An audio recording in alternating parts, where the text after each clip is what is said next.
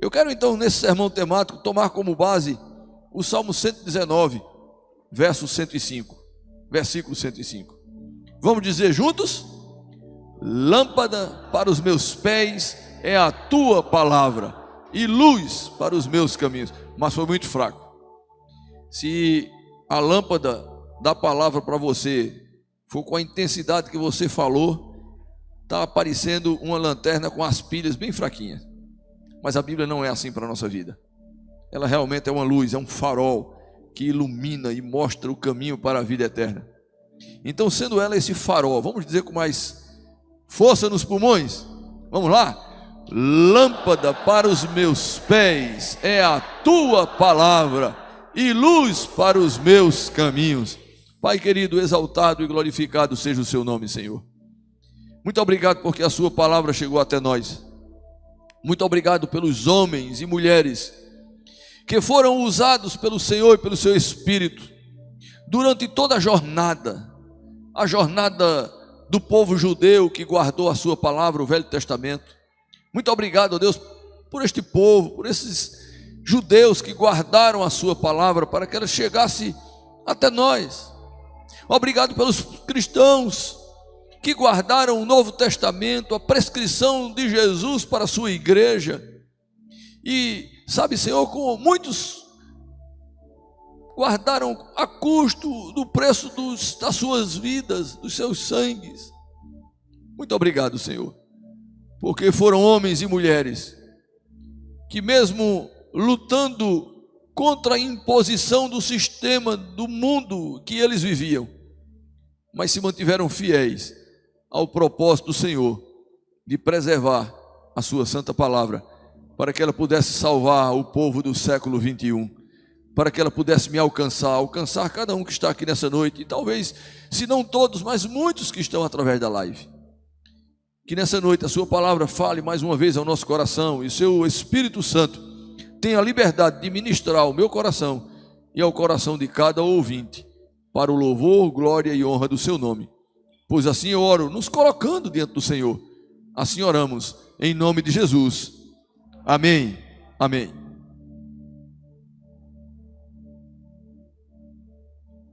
Eu sei que muita coisa que eu vou dizer aqui nessa noite eu já falei outras vezes, mas como é o dia da Bíblia, eu quero deixar isso registrado nas nossas lives. Hoje era para o povo de Deus estar celebrando, comemorando esse dia da Bíblia. Eu falei de manhã que eu lembro que quando eu me converti, nós tínhamos muitos eventos. Eu não lembro se teve um outro evento envolvendo as igrejas evangélicas de Caruaru, depois do último que eu lembro, que foi uma proposta feita pela AMEAP, né? Associação dos Ministros Evangélicos de Caruaru, do Agreste, lá no Marco Zero de Caruaru, montaram lá um palco, e foi narrada toda a Bíblia, de Gênesis a Apocalipse, 24 horas do dia. Davi era muito pequeno, talvez não lembre, mas Minho lembra, participamos. Sarinha era muito pequena, mas já tinha aqueles textos, capítulos e capítulos da Bíblia decorado, e participou narrando alguns desses capítulos, se não me falha a memória, entre eles Coríntios 13. E do versículo 1 de Gênesis até o último versículo do Apocalipse, dia e noite, 24 horas, em um som não muito alto, mas foi narrada toda a Bíblia. Como seria bom que isso não tivesse parado? Mas parece que o povo de Deus esqueceu de comemorar. Eu fiz uma enquete aqui hoje pela manhã, e tínhamos um grupo não tão bonito como nós temos aqui nessa noite, mas um grupo bom. E 50% mais ou menos do grupo não lembrava que hoje era celebrado no Brasil o Dia da Bíblia. O segundo domingo de dezembro, todos os anos, é um dia separado para os crentes do Brasil, como sendo o dia da Bíblia. A Bíblia vem de uma palavra, biblos, que tem a ver com, sabe, o papiro, designava o papiro, que foi uma das formas de primeiro material de escrita. Quem quiser depois conhecer um papiro, me lembre que eu trago um para mostrar a vocês. Um papiro original. Não original das escrituras, mas um material sim. Isso depois foi se aprimorando e se tornou o papel que nós temos hoje. E essa palavra Bíblia no plural é exatamente Bíblias, que significa livros, coleção de livros. É interessante que a Bíblia foi escrita com diversos estilos literários.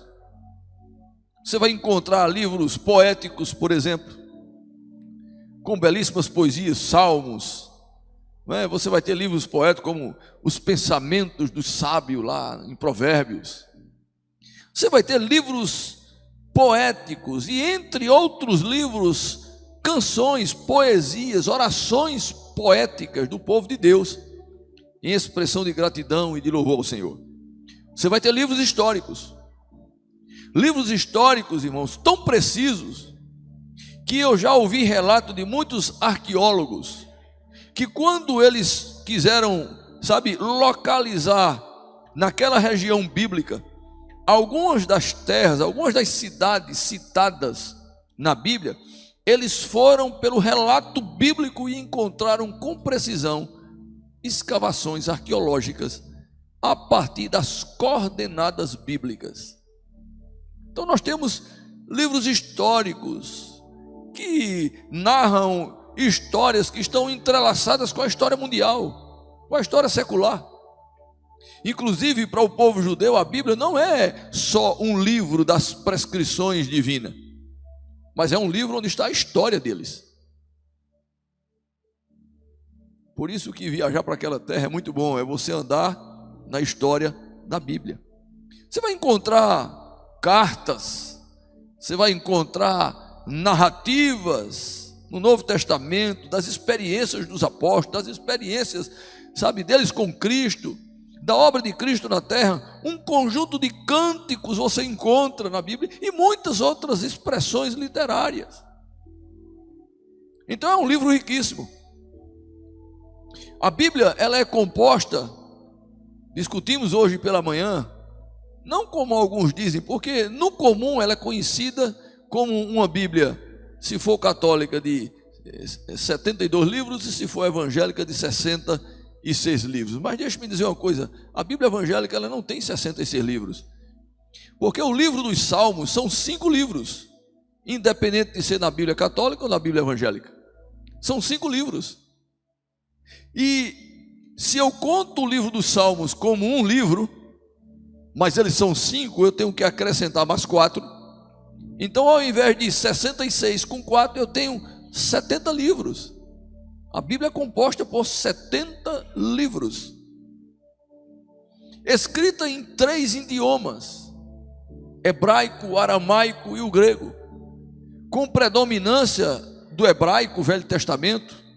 Alguns escritos do Velho Testamento em aramaico, mas são menos do que o hebraico, e o Novo Testamento escrito em grego. Então você tem aí um livro, uma enciclopédia escrita em 3 idiomas. Foi o primeiro livro impresso em larga escala, mais ou menos em 1450 aproximadamente, por Gutenberg, o homem que naquela época, eu sei que é uma comparação, Davi, para você que gosta de tecnologia bem esquisita, mas digamos que foi o computador da época, porque ele conseguiu criar a máquina tipográfica, da tipografia, que através de pequenas letras construídas uma por uma em um tipo de metal, como um chumbo, por exemplo, e cada palavra era organizada letra por letra. Você já imaginou que escrever a Bíblia organizando palavras letra por letra? E ali ele conseguiu imprimir. O primeiro livro que ele imprimiu foi exatamente a Bíblia, em 1450, através de uma tradução muito conhecida mundialmente como a Vulgata, que foi a primeira tradução do original hebraico e aramaico e do grego para uma linguagem mais acessível, e foi traduzida pela primeira vez por São Jerônimo. E a primeira Bíblia continha aproximadamente 641 páginas. E são curiosidades, mas são interessantes.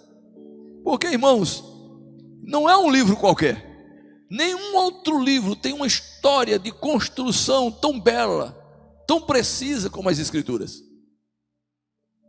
Eu estava lendo alguns artigos e a TV Jornal, no dia 7 de abril, eu tenho uma dificuldade muito grande de, pelo número, saber qual é o mês. Eu tive que contar aqui, né? Janeiro, fevereiro, março, abril. 7/4, 7 de abril de 2022.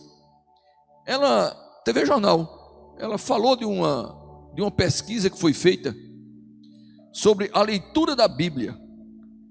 E eu tenho uma triste notícia de dizer que desde 2011 até 2022 foi a leitura da Bíblia, ela vem em decadência. As pessoas estão deixando de ler a Bíblia. E nesse relato está lá, pode procurar na página da TV Jornal, 7/4/22. Diz lá o relato que cerca de 26 milhões de pessoas deixaram de ler a Bíblia. Que tristeza. Mas eu quero, a partir dessa fala, eu quero lembrar a você 3 coisas que são importantes no meu sermão de hoje. Primeiro, que a Bíblia prova sua veracidade por sua unidade. A Bíblia prova a sua veracidade, ela mesma prova a sua veracidade pela unidade que existe nela. O que é que eu estou querendo dizer? Foram 3 idiomas, aproximadamente 1100 anos para que ela toda fosse escrita. Teve aproximadamente 40 escritores, que muitos não se conheceram, muitos não tiveram acesso ao escrito do outro. Às vezes tinham escritores escrevendo ao mesmo tempo em lugares diferentes. E eu quero lembrar que não tinha internet, não existia celular, não tinha WhatsApp, nem rede social. Para poder se comunicar entre os locais onde eles estavam, se pudessem chegar lá e soubesse que o outro estaria escrevendo, tinha que ser viagem de alguns dias, montado nas costas de um cavalo, de um jumento, ou seja, de qual fosse outro animal. E eles conseguiam escrever a mesma temática, o mesmo assunto, com as mesmas orientações, sem contradição. Então a Bíblia, ela tem, sabe, essa beleza, 40 escritores, cerca de 1100 anos, escrita em 3 continentes, em lugares diferentes, com culturas diferentes, o tempo diferente, as pessoas eram diferentes. A Bíblia tem a beleza dessa plena harmonia. Nenhum outro livro, irmãos, consegue ser escrito desse jeito. Eu já vi livros de bons autores que nos seus próprios escritos, um livro só, um único exemplar, não é uma biblioteca, um único livro, você encontra contradições do que ele mesmo está dizendo, dos seus próprios pensamentos. E nós temos a Bíblia escrita por 40 autores, lugares diferentes, tempos diferentes, e você não encontra contradições. Isso é a mão de Deus, uma plena harmonia, sem contradições nos seus valores e ensinos. Você não tem contradições bíblicas nos valores e nos ensinos bíblicos, nos ensinos de Deus para os homens. Um conteúdo uníssono. Nenhum outro livro tem esse perfil.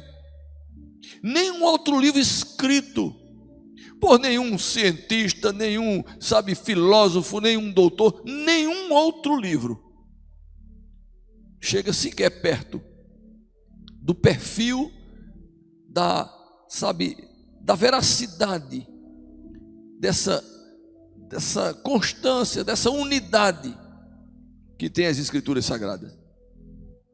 A Bíblia é inerrante, ela não contém erros, ela não erra, ela é fixa, ela é imóvel, ela é imutável, que não comete erros, que não se engana, é infalível. Isso é o que a teologia chama de as inerrantes escrituras, ou a inerrância das escrituras. Não tem erro, irmãos. Tem mal intérpretes, tem maus leitores, mas erro não. Amém ou não amém? Isso lhe ajuda a edificar a sua vida? Isso traz uma alegria de que você não está se fundamentando em um pensamento qualquer e humano? Porque para mim traz a certeza de que eu não estou enganado, de que eu não estou errado, de que eu estou no caminho certo, porque eu estou lendo, não é uma palavra qualquer, é a palavra de Deus, é o verbo que se fez carne, escrito, para que eu saiba qual é a sua boa, perfeita e agradável vontade para a minha vida. Segunda coisa que eu quero compartilhar com você nessa noite. A primeira foi que a Bíblia prova sua veracidade por sua unidade. Segunda, a Bíblia prova sua veracidade pelo cumprimento das profecias. Ah, se eu tivesse tempo para falar das profecias nessa noite. Para mim é uma das coisas assim, sabe, mais bonitas das Escrituras.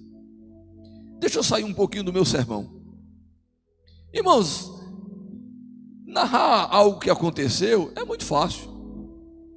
Se você não tem um livro histórico e você quer saber de algum acontecimento que teve, se você não escutou nenhuma reportagem, foi que aconteceu hoje em um determinado bairro de Caruaru, mas já aconteceu, mas você não sabe, não tem problema, saia, procura umas boas fofoqueiras e bons fofoqueiros, que você vai saber, porque já aconteceu. Agora, você ter uma previsão do que vai acontecer, aí não é para qualquer um, é só para quem tem, sabe, o controle da história, só para quem tem um conhecimento pleno de todas as coisas, só o Senhor.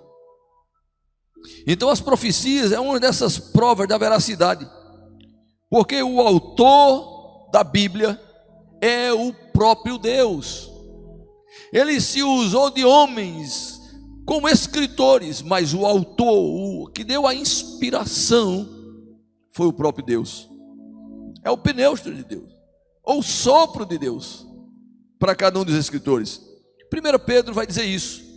Ele diz assim: antes de mais nada, saibam que nenhum profeta das Escrituras provém de interpretação pessoal, pois jamais a profecia teve origem na vontade humana, mas homens falaram da parte de Deus, impelidos pelo seu Santo Espírito.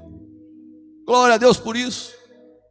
Sabe, quando Paulo estava escrevendo, era Paulo recebendo a instrução do Espírito de Deus. Quando Isaías estava escrevendo, era o Espírito de Deus soprando nos seus ouvidos, no seu coração. Quando Malaquias estava falando, era, sabe, sendo cheio do Espírito Santo. Quando Pedro escreve, foi o Espírito Santo que soprou no seu coração, que revelou a verdade. Então nós não temos um livro, nós temos a revelação de Deus, que podemos chamar de coleção de livros sagrados, a Bíblia. E a palavra do Senhor veio novamente a Zacarias, está escrito lá em Zacarias 7:8. O Senhor dirigiu a palavra a Jeremias, está escrito lá em Jeremias 33:19. Era Deus, irmãos, era Deus soprando. Então a palavra do Senhor veio a Elias, está lá em 1 Reis 17, versículo 8. Então a palavra do Senhor veio a Isaías, está lá em Isaías 38:4. A palavra do Senhor que veio a Joel, filho de Betuel, Joel 1:1. E nós passaríamos a noite aqui citando alguns outros textos. O que foi que Isaías disse? Veio dele? Não, está aqui. Então, a palavra do Senhor veio, foi Deus que revelou a Isaías. Foi Deus que falou a Jeremias, foi Deus que falou a Elias, foi Deus que falou a Zacarias, foi Deus que falou a Mateus. Espera aí, pastor, agora o senhor se equivocou. Mateus andou com Jesus, mas Jesus certa vez disse aos seus discípulos: olha, fiquem tranquilos, eu vou voltar para o Pai, mas eu enviarei o meu Espírito, e ele vos fará lembrar tudo quanto eu tenho vos ensinado. Depois que Jesus ressuscitou, andou com ele e voltou para o céu, o Espírito Santo que desceu para ficar com eles e conosco, a igreja, a noiva do Cordeiro, foi quem foi lembrando cada um dos profetas, cada um dos discípulos, a escrever aquilo que Jesus havia dito. O Consolador, o Espírito, ele vos lembrará tudo quanto eu tenho vos ensinado. Sabe, meus irmãos, o Senhor, Ele conhece a história, Ele tem o controle da história. Por isso que a gente que é crente vive mais tranquilo. Às vezes o povo diz: pastor, o senhor está ouvindo, está escutando as notícias da guerra? Estou. Qual é o problema? O meu Senhor é quem é o dono da história, irmãos. Ele usou reis para abençoar o seu povo, levantou ímpios para dar uma carta para a reconstrução dos muros, levantou homens, sabe, levantou o povo egípcio para na hora da saída pegar tudo que tinha de valioso e doar e dar como despojo, para que o povo saísse cheio de riqueza. Meu Deus é quem tem a palavra final. Meu Deus é o Deus da história, tudo está no controle das suas mãos, não cai uma folha sem que Ele permita. Eu sei, tem muita coisa ruim acontecendo por conta da dureza do coração dos homens, por conta da impiedade, do orgulho, da avareza. Não é a vontade de Deus, mas aquilo que Ele estabeleceu para acontecer na história da humanidade com o seu povo, passará os céus e a terra, mas as palavras do Senhor não hão de passar. Ele tem o controle. Por isso que a Bíblia diz que a primeira vinda de Cristo, como o verbo que se fez carne, diz que Jesus viria na plenitude dos tempos. Havia um tempo, havia algo para ser organizado, e quando tivesse tudo pronto, Jesus iria, e veio. Diz o texto que Ele veio na plenitude dos tempos, e diz que Ele voltará na plenitude dos tempos. Tem um tempo determinado. Jesus disse: o dia e a hora o Pai sabe. Não é que está lá sem marcar, não, irmão, já está tudo certo. E vai acontecer. Pode o mundo todo se levantar contra, mas vai acontecer. Não passa, porque o Senhor é quem é o Senhor da história. Ele tem a palavra final de todas as coisas. Então, eu estou dizendo para você aquilo que eu acredito e que é a verdade.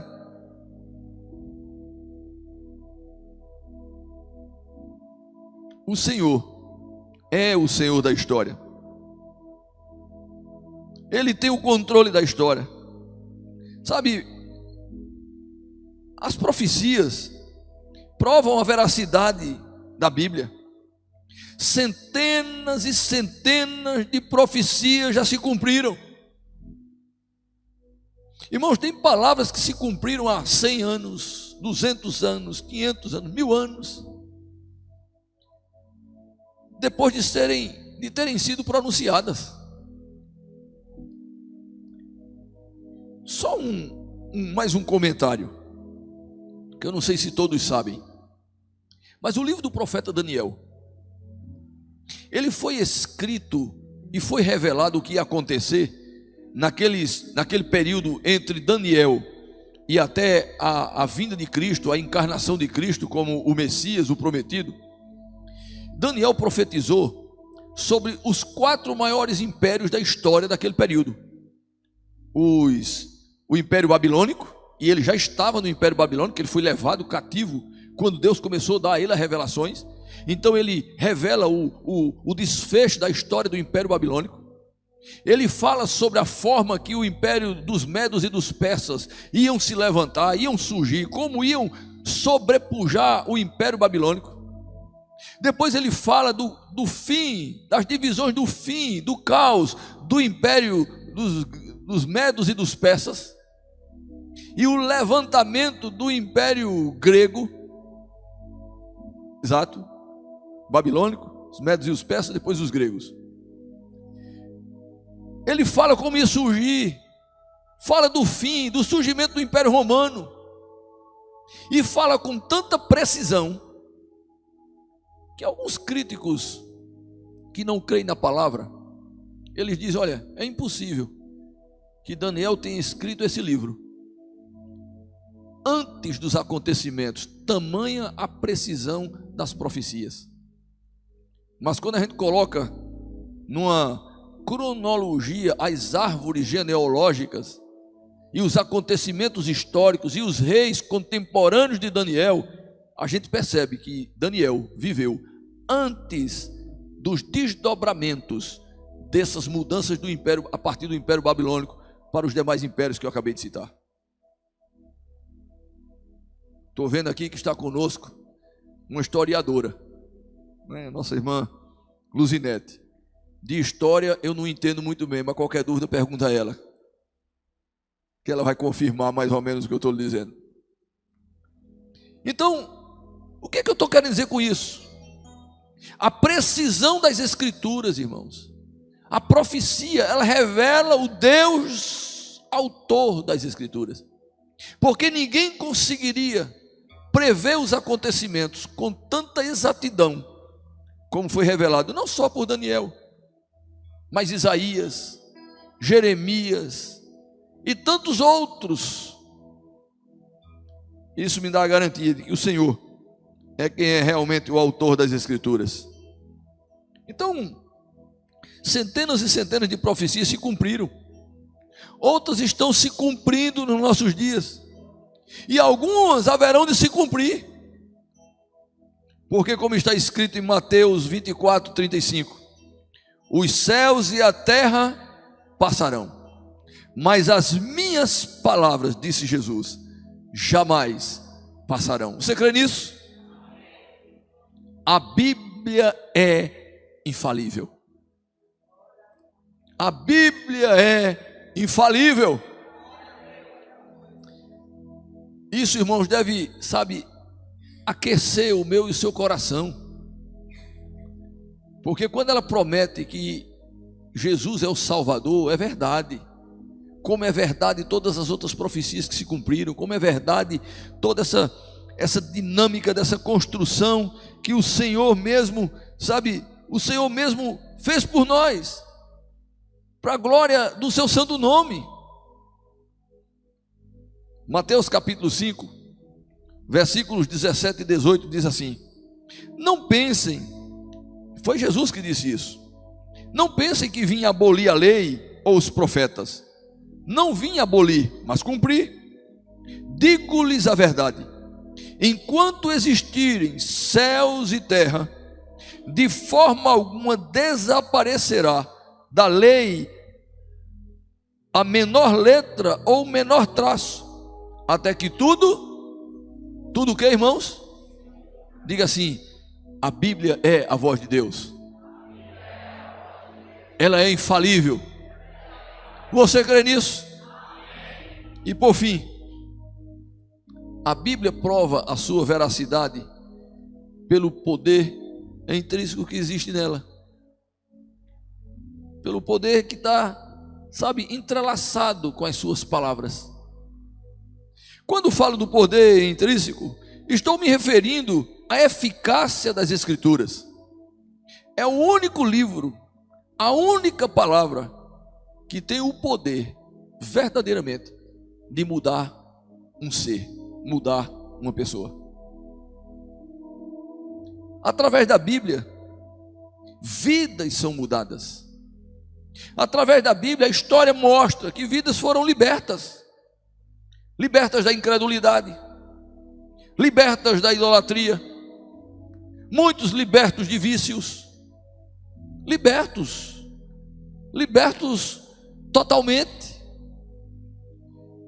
Através das Escrituras, muitos já foram sarados das suas emoções. A Bíblia tem o poder, de limpar a nossa mente e construir algo novo. Eu acho belíssimo. Sarados emocionalmente, fisicamente, espiritualmente. Eu tenho lido as Escrituras, e quando estou prestes a terminar o meu curso, né? Estou na reta final, Estou bem cansado, estou me apagando, mas estou terminando. Se eu sobreviver a isso, eu pretendo no próximo ano trabalhar um pouquinho. Sabe, a beleza das Escrituras, irmãos, e como Deus trata dos nossos sentimentos, como Deus trata a terapia bíblica para a nossa vida. É algo assim belíssimo. Quantas e quantas vezes eu estou assistindo a aula e vem a exposição de um daqueles teóricos, e eu olho para a loira e eu digo: loira, esse camarada filou na Bíblia, e ele mudou o nome daquela teoria, ele botou uma teoria com o nome dele, ele filou na Bíblia, porque ele já está lá escrito. Foi desse jeito que o Senhor tratou com fulano.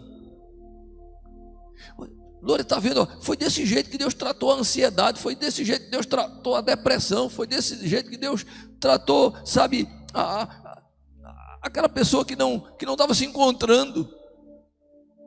Está tudo lá. Porque a Bíblia tem esse poder de sarar emocionalmente, fisicamente, espiritualmente muito mais, porque nos mostra o caminho, lâmpada para os meus pés. Então a Bíblia tem essa beleza, irmãos. A Bíblia salva vidas, sim ou não? A Bíblia diz que a fé vem pelo ouvir e o ouvir da palavra. Eu só aprendi a ter uma fé genuína, segundo as Escrituras, que me tornou alguém justificado pela obra de Cristo na cruz, porque eu aprendi pela palavra, porque alguém me ensinou a palavra, porque alguém pregou para mim a palavra, porque eu passei a ler a palavra, porque eu passei a crer na palavra. Então, me salva da ira de Deus, da condenação eterna. A Bíblia me ensina essa caminhada. Passamos a viver uma nova vida. Por isso que 2 Timóteo, capítulo 3, versículos 15 e 17 diz assim: porque desde criança você conhece as Escrituras,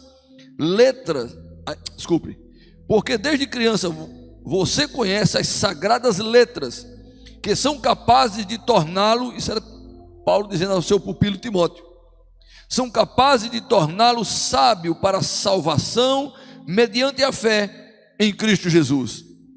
Toda Escritura é inspirada por Deus e útil para o ensino, para a repreensão, para a correção e para a instrução na justiça, para que o homem de Deus, para que a mulher de Deus sejam aptos e plenamente preparados para toda boa obra. Amém ou não amém? Irmãos, a Bíblia tem vida em si mesmo, gera vida para os que a leem, tem um poder transformador, tem um poder terapêutico, tem um poder purificador, tem um poder restaurador, porque a Bíblia é a própria voz de Deus. Eu quero concluir meu sermão de hoje dizendo que esses são alguns dos motivos pelo qual você deve ter uma postura diferente a respeito das Escrituras. Só alguns motivos. A Bíblia não é um livro qualquer.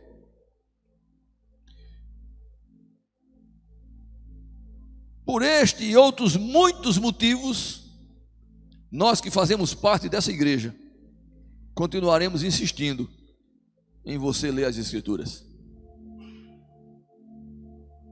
1 Timóteo 4,3 diz assim: até a minha chegada, dedique-se à leitura pública da Escritura, à exortação e ao ensino. Em Mateus 4,4, Jesus disse, respondendo uma pergunta, Jesus respondeu: está escrito, nem só de pão viverá o homem, mas de toda palavra que procede da boca de Deus. João 17,17 diz: santifica-os na verdade, a tua palavra é a verdade. A Bíblia é a palavra de Deus, é o guia moral e espiritual para o crente, é a única regra de fé e prática, é a carta magna a constituição suprema daqueles que querem se tornar habitantes do reino de Deus. Eu encerro dizendo para você: leia a Bíblia. Pai querido, que nessa noite o seu Espírito possa permear cada um dos nossos corações e nos conscientizar da necessidade que temos de nos alimentar desse pão espiritual que é a sua palavra, para não perecermos na caminhada, para não deixar que seja roubado do nosso interior através dos dardos, das ciladas inflamadas do maligno. Seja roubada a nossa fé, a nossa confiança no Senhor, mas que o Senhor nos ajude a compreender a importância de nos alimentarmos para que sejamos fortes, inabaláveis, servos fiéis que honram o Senhor e dão ouvidos à sua voz. Me ajude, Senhor, nessa caminhada. Ajude cada um dos meus irmãos e irmãs. Ajude aquele que está na live. Ajude aquele que ainda não conhece a sua palavra, só de ouvir falar. Que ele queira conhecer, se aprimorar, crescer na graça e no conhecimento do Senhor. Pois assim eu oro por nossas vidas, eu oro por esta igreja. Porque quando atingirmos o patamar de leitores, de pessoas que estudam, como os bereanos, Senhor, que estudavam a sua palavra, que examinavam a sua palavra, nós seremos uma igreja diferente, nós seremos uma igreja que verdadeiramente é espiritual e glorifica o seu santo nome. Nos ajude, Senhor, a nos tornarmos, ou nos torne essa verdadeira igreja, para a honra, glória e louvor do seu nome. Assim eu oro, pedindo a sua ajuda e a sua bênção, em nome de Jesus. Amém. Amém. A minha oração é que de alguma forma tenha contribuído com a sua fé e com o desejo de você ler as Escrituras, em nome de Jesus.